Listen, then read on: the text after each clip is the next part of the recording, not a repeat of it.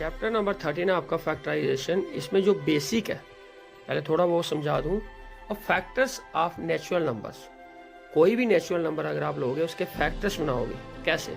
जैसे मैंने लिया 28, आप कोई भी नंबर ले सकते हो नेचुरल। अब 1 होगा, 1 का फैक्टर तो 1 नहीं होता है। 2 होगा, वो 1 के टेबल में भी आता है, 2 के टेबल में भी आता है। अब मैंने लिया 28, कोई भी नंबर ले सकती हो। अब 28, 1 इंटू 28, 28, 2 इंटू 14, 28, 4 इंटू 7, 28। इसके अलावा और किसी भी टेबल में 28 नहीं आता है। तो यानी 1 के टेबल में, 2 के टेबल में, 4 के टेबल में, 7 के टेबल में, 14 के टेबल में, 28 के टेबल में। तो फैक्टर्स ऑफ 28 यही होंगे 1, 2, 4, 7, 14 और 28। ये सारे फैक्टर्स हैं किसके, 28 है, जिनके टेबल में 28 आ सकता है या आता है। ठीक है। अब प्राइम फैक्टर्स, जब हमने इसी को प्राइम फैक्टराइजेशन लिखनी होगी, जिसको हम प्राइम फैक्टराइजेशन भी बोलते हैं, प्राइम फैक्टर फॉर्म ऑफ 28 भी बोलते हैं। तो प्राइम फैक्टर फॉर्म ऑफ 28 क्या होता है, जैसे हम एलसीएम निकालते थे, लेकिन वो एक से ज़्यादा नंबर होते हैं। ये सिंगल नंबर को हम ब्रेक करेंगे, प्राइम नंबर से डिवाइड करेंगे। 2 इंटू 14, 2 इंटू 7, 7 इंटू 1, तो आपके क्या फैक्टर आए, 2, 2 और 7। तो इसी को बोलेंगे prime factor form of 28। 2 into 2 into 7, ये तीनों क्या है, प्राइम नंबर है। प्राइम नंबर वो नंबर होते हैं जो अपने टेबल में और 1 के टेबल में आते हैं। यानी 2 जो है 1 और 2 के टेबल में ही आता है। ये 7 भी 1 और 7 के टेबल में ही आता है और किसी टेबल में नहीं आता है। इनको बोलते हैं prime numbers. Those numbers which have only 2 factors, that is 1 and itself. इसको बोलते हैं प्राइम फैक्टर फॉर्म ऑफ। ये प्राइम फैक्टर फॉर्म है, ये भी आप पहले पढ़ चुके हो। फैक्टर्स जो है इसके, ये भी आप पहले पढ़ चुके हो। अब HCF यानी हाईएस्ट कॉमन फैक्टर, जब आप 10 नंबर लो, 20 नंबर, जितने मर्जी नंबर लो, उनमें जो कॉमन निकालते हो, बड़े से बड़ा नंबर, उसको बोलते हैं हम हाईएस्ट कॉमन फैक्टर। कई बार हम HCF को GCD भी लेते हैं, यानी ग्रेटेस्ट कॉमन डिवाइजर, वो बड़ा नंबर जो उन दोनों को डिवाइड करता है या 3 टर्म को डिवाइड करता है। जैसे मैं एग्जांपल दे, 10, 20, 30, इन सब का HCF क्या है या GCD क्या है।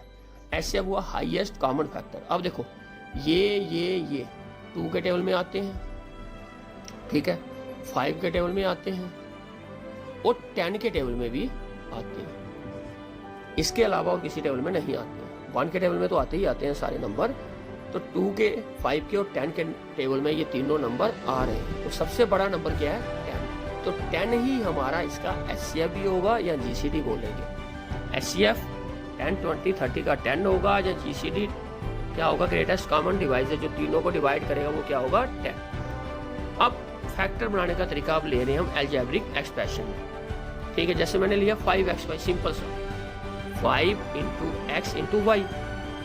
तो इसके अलावा जैसे इंटू 1 लगा सकते हो, कोई 1 जो है वो सबका फैक्टर होता है, तो 1 हमने नहीं लगाना है, वो हमें पता है कि सबका फैक्टर होता है। In algebraic expression we use the word irreducible in place of prime.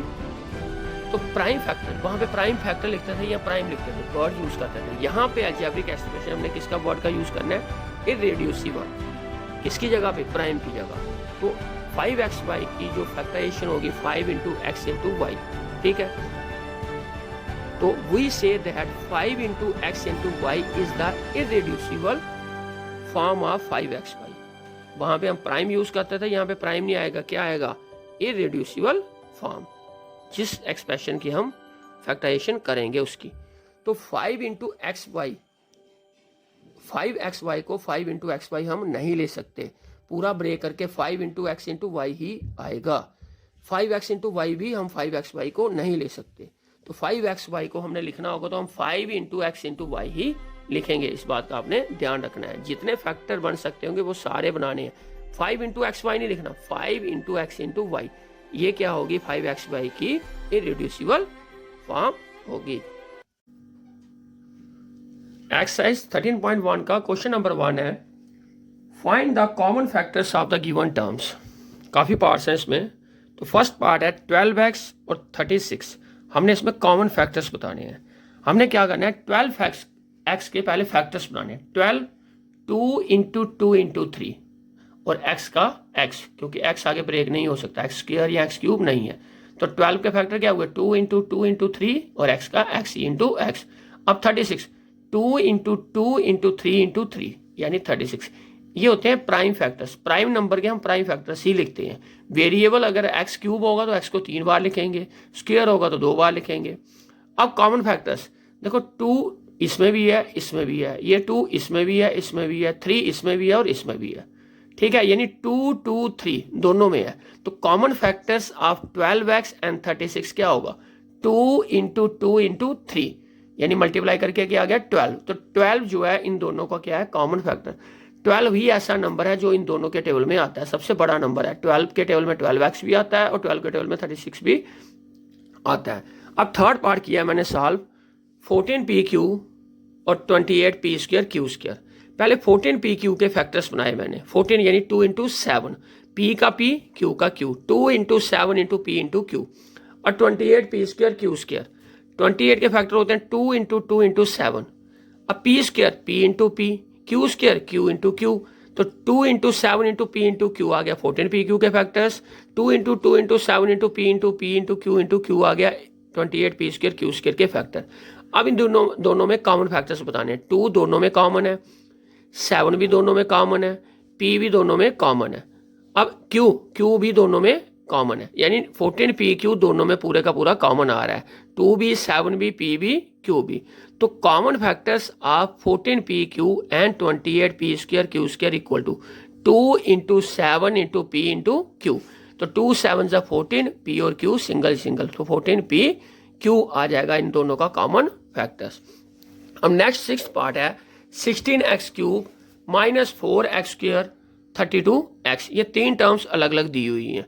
तो 16x³ के मैंने फैक्टर्स बनाए 2 into 2 into 2 into 2 16x³ x into x into x। अब माइनस 4x², माइनस मैंने बाहर रखा, 4 के फैक्टर 2 इंटू 2, x² के x इंटू x आ गया 32x। तो 2 इंटू 2 इंटू 2 इंटू 2 इंटू 2 आ गया 32x का x। अब इन तीनों में अगर हम कॉमन देखें, ये 2 और ये 2 तीनों में कॉमन है, ये 2 और ये 2 तीनों में कॉमन है, यानी 2 इंटू 2 2 इंटू 2 2 इंटू 2 तीनों में कॉमन आ रहा है। अब ऊपर x³ x² और x है, तो अगर हम सिंगल x लें तीनों में x वो भी कॉमन निकल सकता है। अगर ये वाला x लें तो 2 में कॉमन आएगा लेकिन तीसरे में x नहीं है। और तो यानी 2 इंटू 2 और एक x कॉमन आ रहा है तीनों में। तो common factors of 16x³ minus 4x² and 32x क्या होगा 2 इंटू 2 इंटू x यानी 4x। जो 2 टर्म्स होंगी तो दोनों में कॉमन देखना है, 3 टर्म होंगी तीनों में कॉमन देखना है और लास्ट में उनको प्रोडक्ट कर देना, तो वही कॉमन फैक्टर्स होगा तीनों का, यानी 4x। क्वेश्चन नंबर 2 है factorise the following expressions. Second part है इसका 6p माइनस 12q। अब सेम फर्स्ट क्वेश्चन की तरह ही हमने इसको फैक्टर बनाने हैं। पहले 6p यानी 2 इंटू 3 इंटू p, वहाँ अलग अलग टर्म थी, यहाँ पे एक साथ 2 टर्म्स है। तो 2 इंटू 3 इंटू p आ गया 6p के फैक्टर्स माइनस बाहर। अब 12q के 2 इंटू 2 इंटू 3 इंटू q यानी 12q।